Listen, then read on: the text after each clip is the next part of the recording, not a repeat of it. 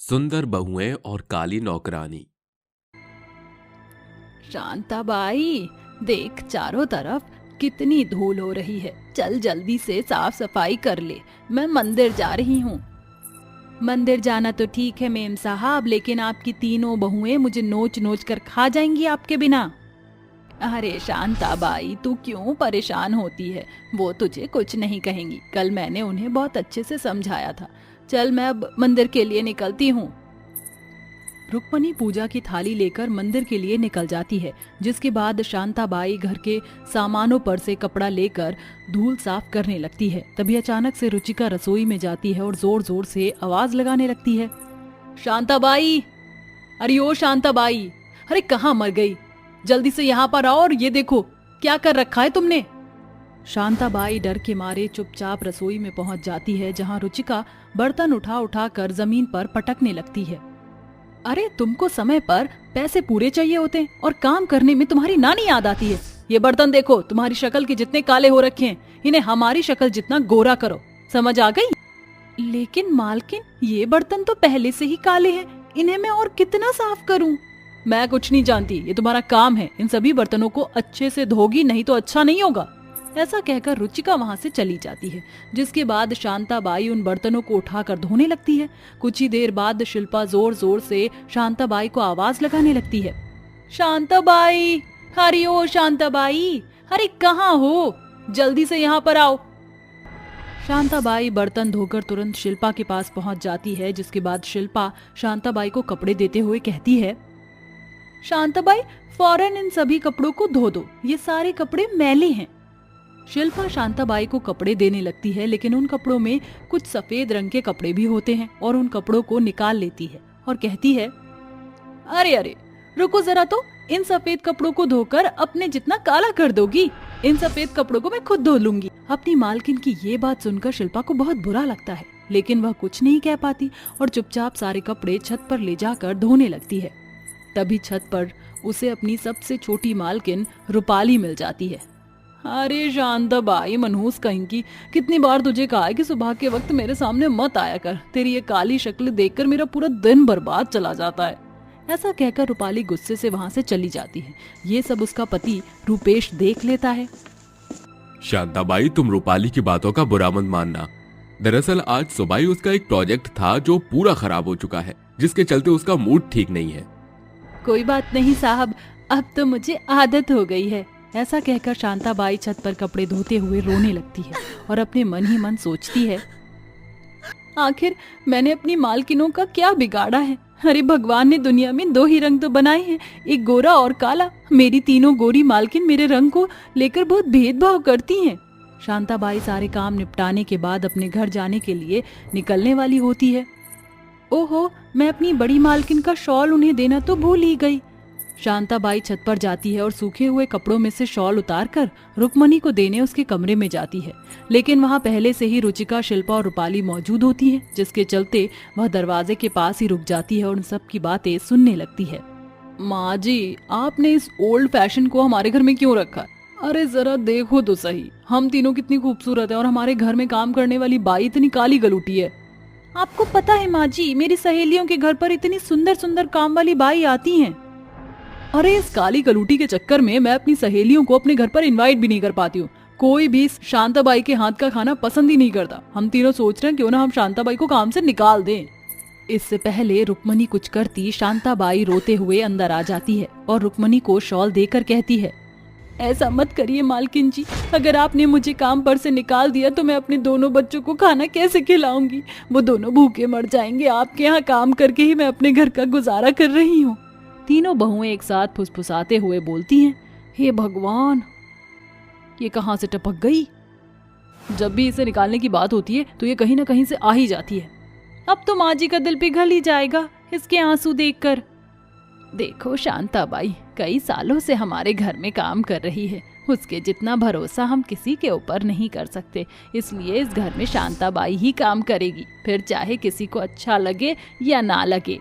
अपने सास का ये जवाब सुनकर वह तीनों वहां से चली जाती हैं और रुचिका के कमरे में बैठकर आपस में बातें करने लगती हैं। मैं इसे और बर्दाश्त नहीं कर सकती, हमें इसे निकालने के लिए कुछ ना कुछ तो करना ही होगा।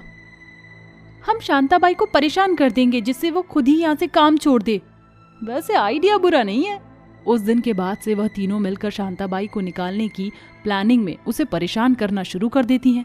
शांताबाई सुबह का नाश्ता बना रही होती है। रूपाली छुपकर किसी तरह सारे नाश्ते में नमक ही नमक डाल देती है।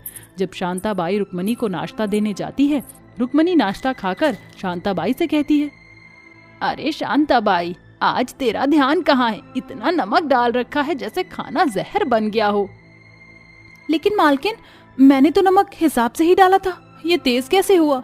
शांताबाई नाश्ता वापस ले जाती है, जिसके बाद वह बाकी के कामों में लग जाती है। वहीं दूसरी तरफ रुचिका शांताबाई के हाथ पैर तोड़ने के लिए सीढ़ियों पर तेल डाल देती है।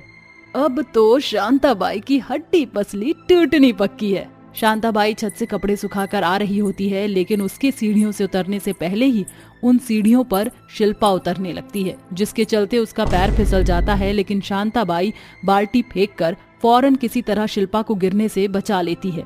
अरे मालकिन, आप ठीक तो हो ना? हाँ शांताबाई, मैं बिल्कुल ठीक हूँ। ऐसा कहकर शिल्पा वहाँ से चली जाती है। ओहो, ये प्लान तो फेल हो गया। एक दिन रुचिका गार्डन में टहल रही होती है कि तभी अचानक से शांताबाई आती है और उसे जोरदार धक्का दे देती है। शांताबाई, तुम्हारी इतनी हिम्मत कि तुमने मुझे धक्का दिया? शांताबाई उस वक्त गार्डन के अंदर से सांप पकड़ लेती है और उसे तुरंत मार देती है। अरे मालकिन, ये सांप आपको काट लेता, इसलिए मैंने आपको धक्का दिया। रुचिका ये देखकर हैरान रह जाती है। मैं हमेशा शांताबाई को घर से निकालने की बात करती रहती हूँ और उसी ने मेरी जान बचाई, वो भी बिना किसी स्वार्थ के। उस दिन के बाद से रुचिका का बर्ताव भी बहुत बदल जाता है। एक दिन अचानक से शांताबाई की तबीयत खराब हो जाती है और वह काम पर नहीं आती, जिसके चलते तीनों गोरी बहुओं को घर के सारे काम खुद करने पड़ते हैं। अरे शिल्पा, मेरी टाई और शर्ट पर प्रेस क्यों नहीं है? जाओ जल्दी से मेरी शर्ट प्रेस करके दो। अरे रुचिका, कहाँ हो यार? अभी तक एक कप चाय तक नहीं मिली। जाओ जल्दी से चाय बना दो। रुचिका रसोई में चाय बनाने चली जाती है। तभी रवि गुस्से से आता है और कहता है, अरे इतना वक्त हो गया है, अभी तक मेरा लंच भी पैक नहीं हुआ। तुम तीनों सुबह से कर क्या रही हो? क्या तुम तीनों से मेरे लिए लंच नहीं बनाया गया? बस थोड़ा सा टाइम दीजिए, अभी बना कर लाती हूँ। वह तीनों मिलकर जैसे तैसे काम करती हैं और अपने पतियों को ड्यूटी पर भेज देती हैं। इतना काम करके उन्हें अपनी नानी याद आने की जगह शांताबाई की याद आ जाती है और वो तीनों रुक्मणी के पास जाती हैं। माँ जी, हमें अपनी गलती का एहसास है, शांताबाई को वापस बुला लो। हमारी हालत तो देखो, शांताबाई के बिना हमारी क्या हालत हो गई है। हाँ, आज तो एक ही दिन हुआ है शांताबाई को ना आए हुए, और देखो हमारी हालत माँ जी, हम शांताबाई के बिना नहीं रह सकते। दरअसल शांताबाई की तबीयत ठीक नहीं है और उसका ख्याल रखने वाला भी कोई नहीं है, इसलिए वह काम पर नहीं आ सकती। शांताबाई और उसके बच्चों को आप हमारे पास ही बुला लो, हम उसकी देखरेख कर लेंगे। रुक्मणी अपनी बहुओं का ऐसा बर्ताव देखकर हैरान रह जाती है, जिसके बाद वह शांताबाई को उसके बच्चों के साथ घर पर ही बुला लेती है। शिल्पा, रुचिका, रूपाली तीनों मिलकर शांताबाई की देखरेख करती हैं और उसे ठीक कर देती हैं, जिसके बाद शांताबाई भी उनके घर का एक हिस्सा बन जाती है और सभी एक साथ खुशी खुशी रहने लगते हैं। कुसुम बहुत ही गरीब थी, जिसने अपने पति के जाने के बाद बड़ी मुश्किलों से अपने दोनों बच्चे रितिका और शिवम को पाल पोस कर बड़ा किया था। वो सिलाई का काम करती थी। उसके दोनों बच्चे 18 वर्ष से ऊपर थे। वहीं एक दिन कुसुम कहती है, रितिका, अब तू बड़ी हो गई है, इसलिए मैं सोच रही हूँ तेरी शादी करा दूं। कल से तेरे लिए रिश्ता देखने लगूंगी। माँ, आपको छोड़कर जाने का मेरा बिल्कुल मन नहीं करता, कैसे रहोगी? भूल मत, तू मेरी कोई इकलौती औलाद नहीं है, तेरा भाई भी है, वो मेरा ख्याल रख लेगा। मेलोड्रामा कहीं की, मुझे छोड़कर तो तुझे एक ना एक दिन अपने ससुराल जाना ही होगा। हाँ माँ, पर आप मेरी शादी कैसे करोगी? हम तो इतने गरीब हैं कि सही से शादी भी ना हो पाए या अच्छे लड़के ना मिले। गरीबी में शादी करने से अच्छा ससुराल नहीं मिलता। तू बिल्कुल चिंता मत कर, तेरी माँ हर चीज जांच परख कर ही तुझे अच्छे ससुराल भेजेगी, और जो मैंने गरीबी के दिन काटे हैं वह तुझे नहीं सहने दूंगी। माँ, मैं हूं ना दीदी की शादी के लिए, मैं पैसे जोड़ूंगा। और मैं तो हूँ ही, ज्यादा काम कर लूंगी सिलाई का। आप दोनों मेरे लिए इतनी मेहनत करोगे और मैं यूं ही बैठी रहूंगी? मैं भी जब तक कुछ काम कर लूंगी जिससे आपको मेरी शादी करने में आसानी हो जाएगी। ठीक है, लेकिन रिश्ता पक्का होने के बाद तू घर से बाहर नहीं निकलेगी। ठीक है माँ। अगले दिन ही कुसुम अपने पड़ोसन पूजा से अपनी बेटी के रिश्ते की बात करती है, जहां वो उसे एक रिश्ता बताती है। अगले हफ्ते ही रमन नाम का एक सुंदर लड़का उसकी माँ के साथ कुसुम के घर आता है, जहां वो सारी बातें कर लेते हैं। लड़की उन्हें पसंद आ जाती है तो रमन की माँ दिशा कहती है, अजी देखिए हमारा बेटा कितना होनहार है, एमए किया है इसने, अब इतना खर्चा किया है तो यूं ही तो शादी कर नहीं देंगे इसकी, तो बस दहेज में 4 लाख रुपए देना और एक सोने की अंगूठी, और कुछ भी नहीं चाहिए हमें। हाँ, मैंने इतनी मेहनत की है तो शादी में मुझे तो कुछ मिलना चाहिए ना। आपको शर्म नहीं आती दहेज मांगते हुए? आप जानती है ना दहेज मांगना और देना दोनों ही गलत है आज के समय में। और दूसरी बात, आप अपने बेटे की शादी करा रही हैं या मेरे पास उसे बेचने आई हैं जो उसका मोल हमसे लेंगी? 100% सही कहा मेरी बेटी ने। बस इतनी कीमत थी आपके बेटे की, 4 लाख? हाय हाय दैया, लड़की और लड़की की माँ की जुबान देखो कितनी तेज चलती है। अरे ये तो आजकल का रीति रिवाज है, और ऐसे कैंची की तरह जुबान चलाने वाली बहू तो मुझे नहीं चाहिए। चल बेटा यहाँ से, शौक से जाइए। इसके बाद वो कुसुम अपनी बेटी के लिए और भी बेहतरीन अमीर घर के रिश्ते देखती है, लेकिन उन सब का मुंह दहेज के लिए ही खुलता है। 3 महीने बीत जाते हैं। कुसुम उसके लिए अच्छे रिश्ते देखती है। वहीं शिवम छोटे बच्चों को ट्यूशन पढ़ाकर पैसे जमा करने की कोशिश करता है, और रितिका भी एनजीओ में गरीब लोगों की सहायता करते हैं। उन पैसों को वो धीरे धीरे जोड़ने लगते हैं। पैसे जोड़ने के चक्कर में एक एक रोटी खाने लगते हैं। हर चीज में बचत करते हैं। मोमबत्ती जलाकर रहते हैं, चूल्हे पर खाना पकाते हैं, रोटी से ज्यादा अधिकतम चावल पकाया करते हैं। माँ मेरी शादी के लिए आप सब कितना खाने पीने में परहेज कर रहे हैं, कम खाकर बचत कर रहे हैं। मुझे बिल्कुल अच्छा नहीं लग रहा कि आप पेट भर खाना भी नहीं खा पाते, और मेरा छोटा भाई बच्चों को पढ़ाकर कितनी मेहनत करता है। दीदी, आपकी शादी अच्छे से हो जाएगी तो माँ का मन हल्का हो जाएगा। रही बात मेरी, बस मैं आपसे छोटा हूँ, अगर बड़ा होता तो बहुत कुछ करने की कोशिश करता। हाय, मेरे दोनों बच्चे कितने समझदार हैं, जो मेरे मन को भी समझते हैं और इस स्थिति को भी। रितिका बेटी, तू देखना एक दिन तेरा बहुत अच्छे अमीर घर में रिश्ता होगा। एक शाम आशुतोष का रिश्ता रितिका के लिए आता है और वो कहता है, रितिका जी पसंद है वैसे मुझे। क्या आप मुझसे बिना दहेज की शादी करेंगे? क्या? मैं अकेला अनाथ हूँ। मैंने अपने बलबूते पर सब कुछ हासिल किया है, दहेज तो लूंगा ही। क्या आप भी बाकियों के जैसे ही निकले? सोचा था अकेले हो तो रिश्तों की इज्जत होगी, पर नहीं, आप भी दहेज के लालची हैं। आप ऐसा सोच सकती हैं। ये कहते ही आशुतोष वहां से चला जाता है। वक्त बीतता है, सभी अपने काम पर ध्यान देते हैं। वहीं एक अमीर लड़का ऋषभ रितिका के एनजीओ में पैसे डोनेट करने आता है। जब रितिका बच्चों की मदद करती है, ऋषभ उसे देखता ही रह जाता है, या ये कहो तो उसे लव एट फर्स्ट साइट हो जाता है। अब वो अक्सर रितिका पर नजर रखता है, उसकी हर चीज महसूस करता है, और हिम्मत करके एक दिन बात भी कर लेता है तो कहता है, लगता है आप बच्चों से बहुत प्यार करती हो और सबकी हेल्प भी करती हो। आप सच में बहुत अच्छी हो। बट आपको कैसे पता? क्योंकि मैं काफी समय से यहाँ आ जा रहा हूँ और अक्सर मैंने आपको देखा है, इसलिए। जी शुक्रिया। वैसे आपका नाम क्या है? मेरा नाम ऋषभ है और आपका नाम रितिका, राइट? जी बिल्कुल। तभी एक बच्चे की चोट लग जाती है। दोनों उसे हॉस्पिटल ले जाते हैं, जहां उन दोनों की बातचीत, नजदीकियां और बढ़ती हैं। 3 महीने गुजर जाते हैं। दोनों ही एक दूसरे को पसंद करने लगते हैं। वहीं दूसरी ओर कुसुम अपनी बेटी का रिश्ता ढूंढते ढूंढते हताश होकर कहती है, मैंने अपने बच्चे के लिए कितना कुछ सोच रखा है। जो मैंने अपने जीवन में जिया है वो मैं अपनी बेटी को नहीं जीने दूंगी।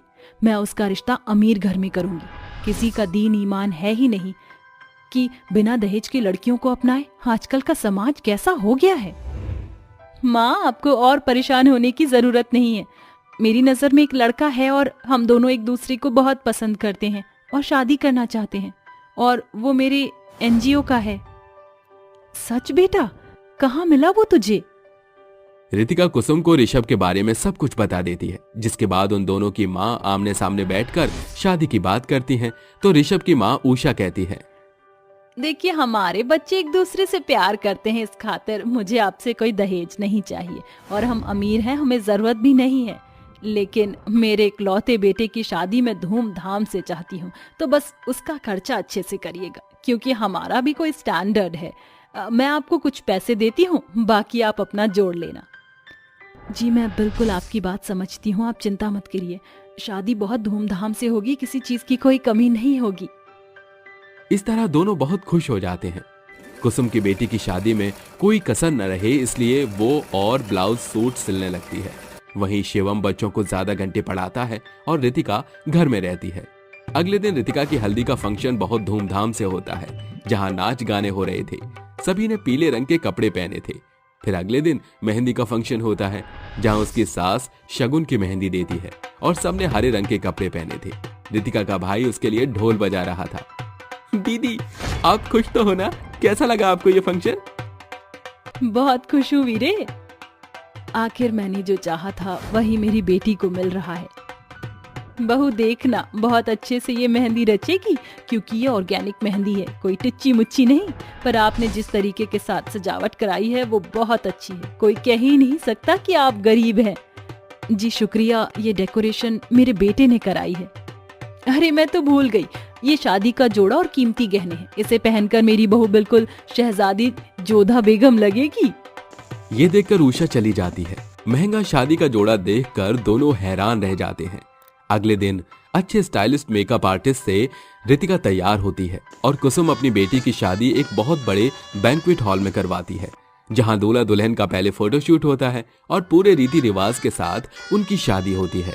जिसके बाद सब लोग वहां का बेहतरीन खाना खाते हैं और विदाई के समय जब रितिका कार में बैठती है तो रोते हुए कहती है, माँ थैंक यू सो मच मेरी इतनी अच्छी शादी कराने के लिए। मैंने कभी सोचा ही नहीं था कि मेरी इतनी बढ़िया तरीके से शादी होगी। मेरी प्यारी सी बच्ची, ये तो तेरे भाग्य में था। अब तू खुशी खुशी अपना नया परिवार बसा।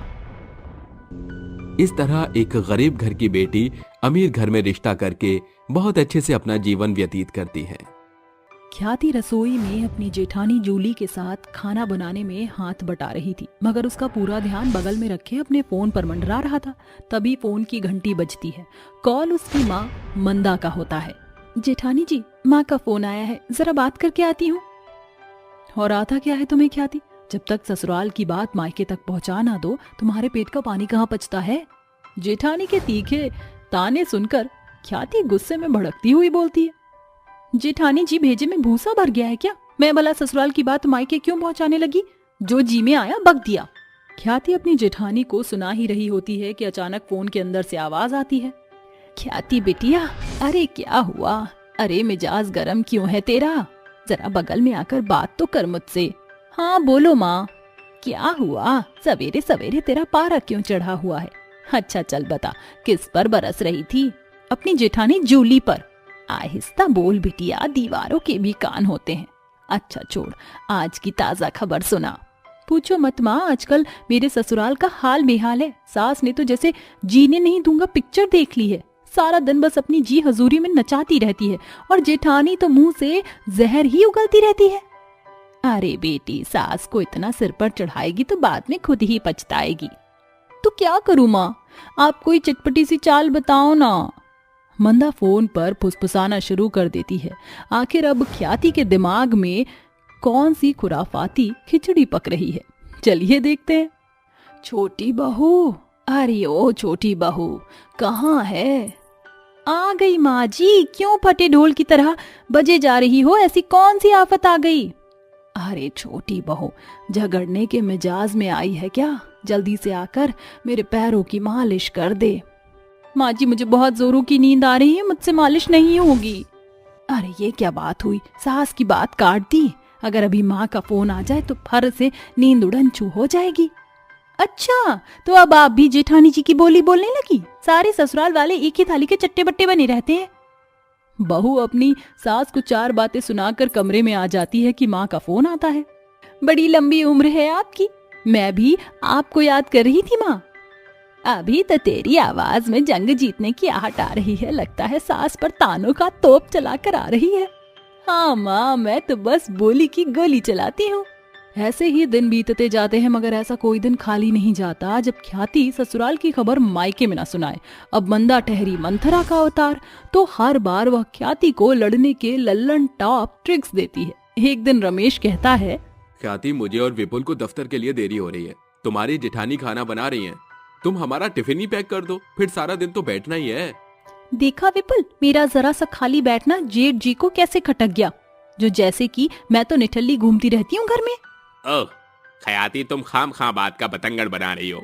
अरे ऐसा कौन सा पत्थर तोड़ने जैसा काम पड़ गया है तुम पर, जो चिल्ला चिल्ला कर ढिंढोरा पीट रही हो।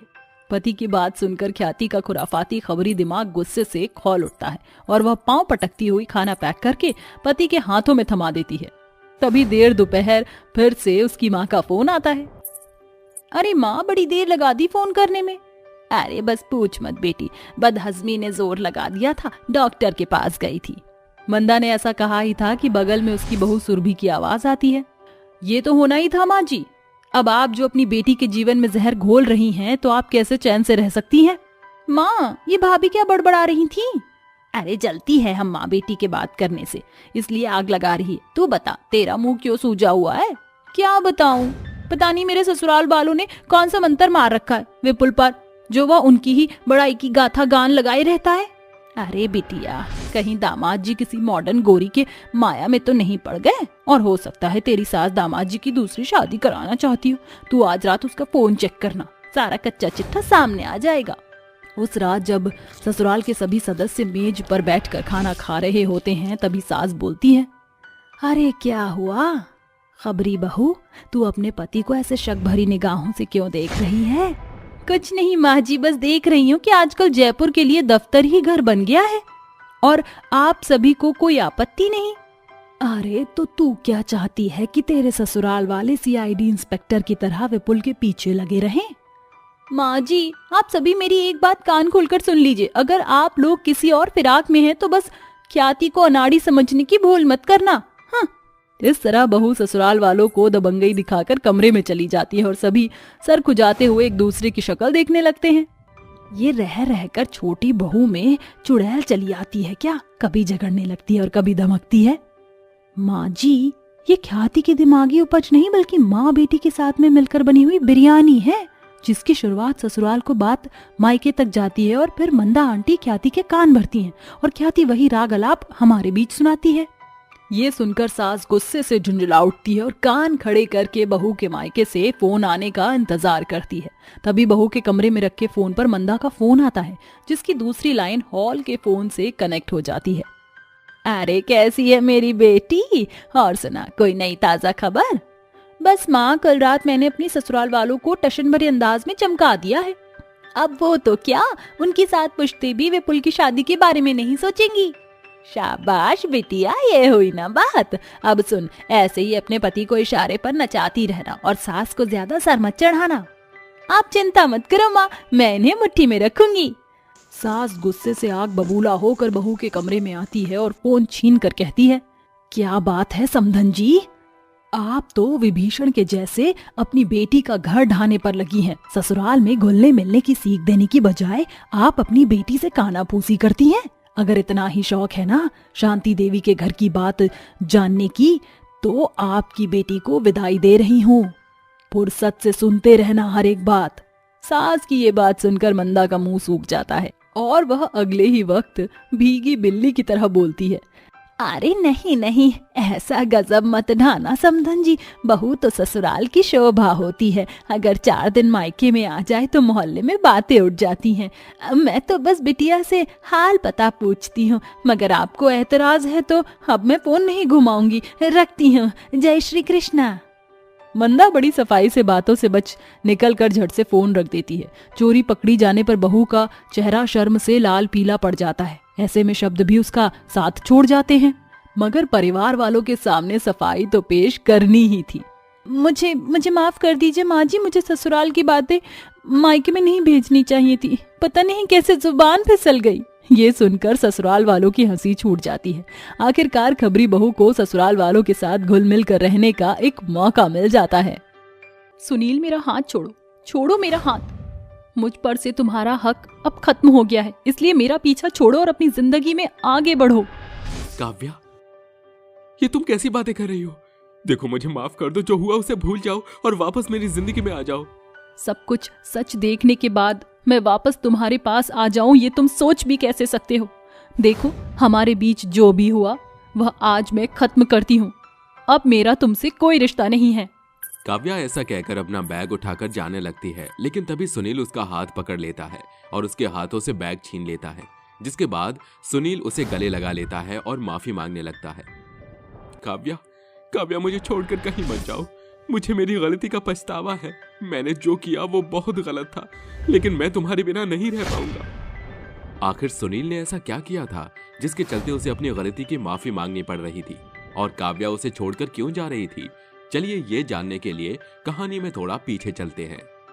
माँ, आप मेरी शादी जबरदस्ती करवा रही हो। मैं उस गरीब काली लड़की से शादी नहीं करना चाहता। उसको तो कपड़े पहनने का ढंग भी नहीं है। लेकिन बेटा, वह गरीब और काली बेशक है, लेकिन संस्कारी और समझदार बहुत है। तू उसके साथ खुश रहेगा, ये बात मैं जानती हूँ। जिस लड़की से तू प्यार करता है वह सिर्फ तेरे पैसों से प्यार करती है, ना कि तुझसे। अरे माँ, ऐसी बात नहीं है। मैं आपको कैसे समझाऊं? नताशा पढ़ी लिखी है, मॉडर्न है और अमीर भी है। मुझसे बहुत प्यार करती है और मैं उसके साथ खुश रहूंगा। आप मेरी बात मानो। आप मेरी शादी उस गरीब काली लड़की से मत कराओ। तेरी शादी काव्या से ही होगी, ये मेरा आखिरी फैसला है। इसके आगे मैं एक नहीं सुनना चाहती। सावित्री सुनील की शादी काव्या से करवा देती है। शादी के बाद काव्या अपने ससुराल आ जाती है और अपने ससुराल की सभी जिम्मेदारियों को अच्छे से समझती है, जिसके चलते उसे अपनी सास से बहुत प्यार मिलता है। लेकिन उसका पति सुनील हमेशा उससे दूर रहता और उसे अपने करीब आने नहीं देता था। एक दिन रात के समय सुनील काव्या से कहता है, देखो काव्या, मैं तुम्हें बिल्कुल पसंद नहीं करता। तुम्हें मेरे करीब आने की कोई जरूरत नहीं है। तुम इस घर की बहू हो तो बहू बनकर रहो। मेरी पत्नी बनने की कोशिश की तो अच्छा नहीं होगा। सुनील ऐसा कहकर चला जाता है, जिसके बाद काव्या अपने आप से कहती है, आखिर ऐसी क्या बात है जिसके चलते सुनील जी मुझे अपने करीब भी नहीं आने देते? लगता है ये सब मेरे काले रंग की वजह से हो रहा है। मुझे अपने आप को खूबसूरत बनाना चाहिए। काव्या एक पार्लर में जाती है और पार्लर वाली से कहती है, देखिए, मेरा मेकअप ऐसा करना कि मेरा पति जब मुझे देखे तो वो मुझे देखता ही रह जाए। उसकी नजर मेरे चेहरे से हटनी ही नहीं चाहिए। पार्लर वाली काव्या का मेकअप तो कर देती है, लेकिन मेकअप के बाद भी काव्या सांवली ही नजर आती है। वो अपने घर पहुंच जाती है, जहां उसकी सास सावित्री उसे देखकर कहती है, अरे बहू, आज तो तेरे चेहरे पर अलग ही रौनक नजर आ रही है। क्योंकि माँ जी, मैं पार्लर से आई हूँ। अब क्या करूँ? अपने पति को रिझाने के लिए कुछ ना कुछ तो करना ही होगा ना। काव्या की ये बात सुनते ही सावित्री एकदम से चुप हो जाती है। बहू, क्या सुनील तेरे करीब नहीं आया है जब से तेरी शादी हुई है? नहीं, मुझे लगता है मेरे सांवले रंग की वजह से उन्हें मेरे पास आना पसंद नहीं है, इसलिए मैं पार्लर से तैयार होकर आई हूँ। क्या पता अब उन्हें मैं पसंद आ जाऊं। इसका मतलब सुनील ने अभी तक काव्या को अपनी पत्नी के रूप में स्वीकारा ही नहीं है। ये मैंने क्या कर दिया? मुझे सुनील को समझाना होगा। अरे माँ जी, क्या हुआ? कहाँ खो गई आप? कुछ नहीं बहू, तुम जाओ और सुनील के लिए उसकी पसंद का खाना बनाओ। मैं मंदिर होकर आती हूँ। ऐसा कहकर सावित्री मंदिर के लिए चली जाती है। शाम को जब सुनील आता है तो वो टेबल पर अपनी पसंद का खाना लगा हुआ देख खुश हो जाता है। अरे वाह, क्या बात है। आज तो माँ ने सब कुछ मेरी पसंद का खाना बनाया है। आज तो मजा ही आ गया। सुनील खाने की टेबल पर खाना खाने के लिए बढ़ता ही है कि तभी वहाँ काव्या भी आ जाती है और सुनील से कहती है, दरअसल ये सब मैंने अपने हाथों से बनाया है, आपकी पसंद का है। मैंने माँ जी से पूछा था, उन्होंने मुझे आपकी पसंद का खाना बताया था। ये लीजिए, खाइए और खाकर बताइए कि कैसा बना है। ये सुनते ही सुनील गुस्से से उड़ता है और कहता है, तुम्हारी हिम्मत कैसे हुई मेरी पसंद का खाना बनाने की? आइंदा से मेरे लिए कुछ भी करने की कोशिश की तो अच्छा नहीं होगा। सुनील बेचारी काव्या को डांटता है और वहां से चला जाता है, जिसके बाद वो अपने घर के गार्डन में जाकर बैठ जाता है। कुछ ही देर में वहां सावित्री आ जाती है और काव्या का उतरा हुआ चेहरा देखकर कहती है, बहू, मैं जानती हूँ इसमें तेरी कोई गलती नहीं है, लेकिन कभी कभी हमें अपने पति के अनुसार अपने आप को ढालना पड़ता है। तुम जानती हो कि तुम गांव से आई हो और तुम्हारा पति यानी कि मेरा बेटा सुनील ऑफिस में जॉब करता है। उसे मॉडर्न ख्याल की मॉडर्न बहू पसंद है। उसकी पसंद की तरह बन जाओ। अरे मम्मी जी, कहाँ मैं सूट और साड़ी पहनने वाली लड़की मॉडल कैसे बनूंगी? अरे ये सब तुम मुझ पर छोड़ दो। उस दिन के बाद से सावित्री काव्या को एक मॉडल लड़की बनाना शुरू कर देती है।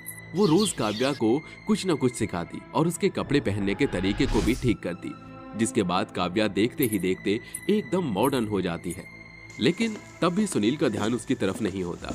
एक दिन सुनील का जन्मदिन होता है। आज सुनील जी का जन्मदिन है, आज मैं उनको सरप्राइज देकर खुश कर दूंगी।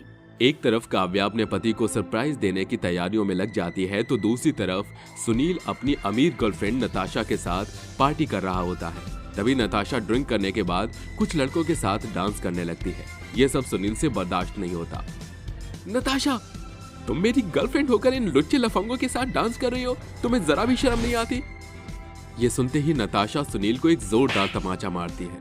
तुम्हारी हिम्मत कैसे हुई रोकने टोकने की? मेरे बाप के पैसों पर तुम अय्याशियां करते हो और मुझ पर रौब जमा रहे हो। मेरा जो मन करेगा मैं वही करूंगी। अब चले जाओ यहाँ से। ये सब होने के बाद सुनील को अपनी गलती का एहसास होता है, जिसके बाद वो उदास होकर वापस अपनी पत्नी के पास आता है। जैसे ही वो काव्या के पास पहुंचता, काव्या के फोन पर कोई अननोन पर्सन उसे नताशा और सुनील की कई सारी फोटो भेज देता है। ये क्या? इसका मतलब आप इसलिए मुझसे दूरियां बनाकर रखते थे? आपको मैं पसंद ही नहीं थी। आपको तो ये लड़की पसंद थी जिसने आधी कपड़े पहने हैं और आधी कपड़े नहीं। अरे मेरी बात सुनो काव्या, मुझसे बहुत बड़ी गलती हो गई।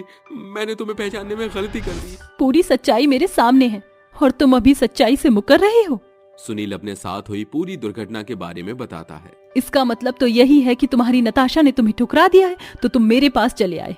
अरे तुमने मुझे इतना बड़ा धोखा दिया। अरे मैं गरीब थी तो क्या हुआ, कम से कम अपनी जिम्मेदारियों से पीछे तो नहीं हटी। तुमने मेरी गरीबी का फायदा उठाया है। अब मैं तुम्हारे साथ एक पल नहीं रहूंगी। काव्या जा रही होती है लेकिन तभी सुनील उसे गले से लगा लेता है और उसे जाने से रोक लेता है। सुनील उसे अपनी गलती की माफी मांगता है। काव्या उसे और एक मौका देती है, जिसके बाद सुनील और काव्या दोनों मिलकर अपनी जिंदगी की एक नई शुरुआत करते हैं और एक साथ खुशी खुशी रहने लगते। हेलो हेलो, अजी आपको मेरी आवाज आ रही है? Hello hello. गंगा फोन पर हेलो हेलो बोल रही होती है कि तभी वहाँ रुक्मिणी आ जाती है और गंगा के हाथों से फोन छीन लेती है। जल्दी बता, किससे बात कर रही थी? माँ जी मैं तो बस मत कर। मैं जानती हूँ कि तू मेरे बेटे से बात करने की कोशिश कर रही थी और मेरे बारे में उसे चुगलियाँ कर रही थी। माँ जी आप ऐसा क्यों बोल रही हो? भला मैं आपके बारे में चुगलियाँ क्यों करूँगी? जब से पवन जी शहर में कमाने गए हैं मेरी तो उनसे कोई बात ही नहीं होती, केवल आप ही बात करती हो। अरे तो तू क्या चाहती है कि मेरे बेटे से मैं बात भी ना करूं? तेरी इतनी हिम्मत? रुक, तुझे तो मैं अभी बताती हूँ। रुक्मिणी के हाथ में जो डंडी होती है वो उस डंडी से गंगा को मारना पीटना शुरू कर देती है। गंगा दर्द से चिल्ला रही होती है। माँ जी छोड़ दो, मुझे क्यों मार रही हो? आखिर मेरा कसूर क्या है? माँ जी मुझे बहुत जोरों से लग रही है, छोड़ दो माँ जी मुझे। आइंदा मैं दोबारा कभी कॉल नहीं करूंगी। रुक्मिणी गंगा को बहुत बुरी तरह मार रही होती है कि तभी वहाँ देवानंद आ जाता है। अरे भगवान बस करो, क्यों बेचारी पर जुल्म करती जा रही हो? आखिर इसने तुम्हारा क्या बिगाड़ा है? जब देखो इसे मारती रहती हो। तुम बीच में मत पड़ो जी, ये मेरा और मेरी बहू का मामला है। बस बहुत हुआ, अब तुम गंगा को एक हाथ भी नहीं लगाओगी। जाओ बहू, तुम अपने कमरे में जाकर आराम करो। बेचारी गंगा अपने कमरे में चली जाती है, जहाँ उसके दोनों बच्चे उसे देखते ही उसे गले से लगा लेते हैं और रोते हुए कहते हैं, माँ आप ठीक तो हो ना? दादी माँ ने आज भी आपको मारा? माँ दादी माँ आपके ऊपर इतने अत्याचार क्यों करती है माँ? और पिताजी कब आएंगे? माँ क्या उन्हें हमारी याद नहीं आती? एक दिन तुम्हारे पिताजी जरूर आएंगे, तुम चिंता मत करो, सब कुछ ठीक हो जाएगा। गंगा अपने बच्चों को प्यार करने लगती है, जिसके थोड़ी ही देर बाद रुक्मिणी फिर से गंगा के पास आती है और कहती है, उस वक्त तो तेरे ससुर ने तुझे बचा लिया। अरे इस घर के काम करने क्या बाहर से कोई नौकरानी आने वाली है? क्या तुझे घर में कोई काम नहीं दिखाई देता? मुझे सुबह से भूख लगी है, जल्दी से खाना बना ले, नहीं तो तेरी खैर नहीं। गंगा चुपचाप ठंड में खाना बनाने चली जाती है और खाना बनाकर अपनी सास रुक्मिणी को दे देती है। देखते ही देखते रात हो जाती है। रात को गंगा और उसके दोनों बच्चों को बहुत ठंड लगती है, जिसके चलते गंगा अपनी सास के पास जाती है। माँ जी मेरे पास बच्चों को उड़ाने के लिए कोई रजाई नहीं है। पिछले साल की रजाई चूहों ने कुतर दी थी, उसके अंदर हवा आ रही है और दोनों बच्चे ठंड में बिलक रहे हैं। मुझे एक रजाई दे दो माँ जी। अरे जा जा, बड़ी आई तुझे, इस घर में कोई रजाई नहीं मिलेगी, जो है उसी में गुजारा कर। इतना कहते ही रुक्मिणी गंगा के मुंह पर दरवाजा बंद कर देती है और वो रोते हुए वापस अपने बच्चों के पास आ जाती है। पूरी रात ठंड में सोने की वजह से सिया को बुखार आ जाता है। अरे ये क्या, मेरी बिटिया को तो बुखार आ गया है। गंगा घर का कोई काम नहीं करती और अपनी बेटी सिया की देखरेख में लग जाती है। ये सब देखकर रुक्मिणी को बहुत गुस्सा आता है और वो गंगा के बाल पकड़ लेती है। अरे तेरा ये रोज रोज का ड्रामा मुझसे अब और बर्दाश्त नहीं होता। अपनी इन दोनों फालतू के बच्चों को उठा और यहाँ से दफा हो जा। माँ जी ऐसा मत कहिए, हम इस घर के अलावा और कहाँ जाएंगे, हमारा और कोई गुजारा भी तो नहीं। जहाँ तुझे जाना है वहाँ जा, लेकिन तू अब इस घर में नहीं रह सकती। रुक्मिणी ऐसा कहकर गंगा और उसके दोनों बच्चों को घर से निकाल देती है। उस दिन देवानंद भी अपने दोस्त के घर गया होता है। बेचारी गंगा अपने दोनों बच्चों को लेकर यहाँ से वहाँ भटक रही होती है और अपने पति को याद कर रही होती है, जिसके बाद उसे एक कूड़े खत्ते के पास बहुत बड़े बड़े पाइप नजर आते हैं। माँ, मैं बहुत थक गया हूँ और कितना चलना पड़ेगा। पूरब की बात सुनकर गंगा अपने दोनों बच्चों को उन पाइप के अंदर ले जाती है, जिसके बाद वो अपने दोनों बच्चों को सीने से लगा लेती है। तभी उसकी नजर कूड़े खत्ते पर पड़ती है, जहाँ किसी ने कई सारे कपड़े फेंके होते हैं। ठंड से बचने के लिए मेरे पास और कुछ नहीं है, मुझे इन कपड़ों का इस्तेमाल कर लेना चाहिए। गंगा उन कपड़ों को उठाकर देखती है, जिसमें से कुछ कपड़े तो चूहों ने कुतर रखे होते हैं, तो कुछ कपड़े बहुत ज्यादा गंदे होते हैं। गंगा उनमें से कुछ कपड़े छांट कर ले आती है और उन्हें पाइप के अंदर बिछा लेती है, जिसके बाद अपने दोनों बच्चों को वहीं वो सुला लेती है। देखते ही देखते रात होने लगती है। सुबह से रात होने को आ गई है, मेरे बच्चों ने और मैंने सुबह से कुछ नहीं खाया है। जब मुझे इतनी जोर से भूख लग रही है तो मेरे बच्चों का क्या हाल होगा। मुझे इनके लिए कुछ लाना चाहिए। गंगा अपने बच्चों के लिए खाना ढूंढने निकल पड़ती है, लेकिन कई लोगों से मदद मांगने के बाद भी कोई उसकी मदद भी नहीं करता। तभी उसे मंदिर पर कुछ लोग खाना बांटते हुए नजर आते हैं। जब ऊपर वाला एक रास्ता बंद कर देता है तो दूसरा खोल देता है। गंगा उन लोगों के पास जाती है और अपने बच्चों के लिए खाना पैक करवा लेती है, जिसके बाद वो खाना लेकर वापस पाइप के अंदर आ जाती है और अपने बच्चों को खाना खिला देती है और खुद भी खाकर सो जाती है। वहीं दूसरी तरफ शहर से पवन वापस अपने घर आ जाता है और अपने घर में अपने बच्चों और अपनी पत्नी को ढूंढने लगता है। गंगा, कहाँ हो तुम? अरे सिया, पूरब, कोई दिख क्यों नहीं रहा? अरे घर के अंदर कोई है नहीं क्या? माँ, गंगा और बच्चे कहाँ गए? दरअसल बेटा। अरे रुको रुको, मुझे मौका दो तो मैं बताता हूँ तुम्हारे बच्चे और तुम्हारी पत्नी कहाँ है। सुनिए जी, आप चुप रहिए, मैं बताती हूँ। अच्छा, इसका मतलब तुम ये बताओगी कि तुमने पवन की पत्नी और उसके दोनों बच्चों को घर से निकाल दिया है, और वो भी इतनी भरी ठंड में। ये सुनते ही पवन के पैरों तले जमीन खिसक जाती है। देवानंद रुक्मिणी की सारी सच्चाई पवन को बताता है, जिसे सुनते ही पवन को बहुत गुस्सा आता है। माँ, अगर मेरी पत्नी और मेरे बच्चों को कुछ भी हुआ तो मुझसे बुरा कोई नहीं होगा। पवन उसी रात अपनी पत्नी और अपने बच्चों को ढूंढने के लिए घर से बाहर निकल जाता है। वो यहाँ से वहाँ चारों तरफ अपने बच्चे और अपनी पत्नी को ढूंढता है, लेकिन उसे कहीं भी अपनी पत्नी और बच्चे नहीं मिलते। उसे ढूंढते ढूंढते रात से सुबह हो जाती है। वो रोता रोता एक सड़क के किनारे से जा रहा होता है। अरे आखिर कहाँ चली गई मेरी पत्नी मेरे बच्चों को लेकर? पता नहीं किस हालत में होगी इतनी ठंड में, उनका क्या हो रहा होगा। कुछ दूरी पर चलने के बाद उसे कूड़े खत्ते के पास कुछ भीड़ इकट्ठी दिखाई देती है। अरे ये क्या, यहाँ इतनी भीड़ इकट्ठी क्यों है? मुझे जाकर देखना चाहिए। पवन वहां जाकर देखता है, वहां उसके दोनों बच्चे रो रहे होते हैं और उसकी पत्नी बड़े से पाइप के अंदर लेटी होती है। अपने पिता को देखते ही सिया और पूरब दोनों उसे गले से लगा लेते हैं। पिताजी पूरी रात ठंड में माँ ठिठुरती रही, पता नहीं क्या हो गया है माँ को, माँ नींद से जाग नहीं रही है। पिताजी, माँ को कहो वो हमसे बात करे। पवन जैसे ही पाइप में अपनी पत्नी को देखता है, उसकी हालत बहुत ज्यादा खराब होती है। पवन तुरंत एम्बुलेंस करके उसे हॉस्पिटल में एडमिट कर देता है। गंगा का चेकअप करने के बाद डॉक्टर पवन के पास आते हैं और कहते हैं, देखिए पूरी रात ठंड में रहने की वजह से उनकी ये हालत हो गई है। उनका बुखार उनके दिमाग तक पहुंच गया था, जिसके चलते वो बेहोश हो गई थी। अब वो नॉर्मल हो गई हैं, आप चाहो तो मिलकर आ सकते हो। पवन अपनी पत्नी के पास जाता है।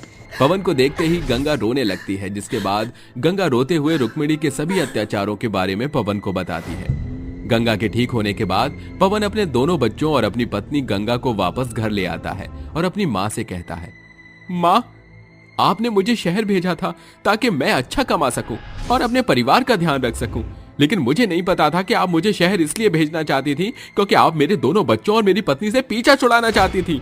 लेकिन आज के बाद मेरे दोनों बच्चे और मेरी पत्नी आपके पास नहीं रहेंगे।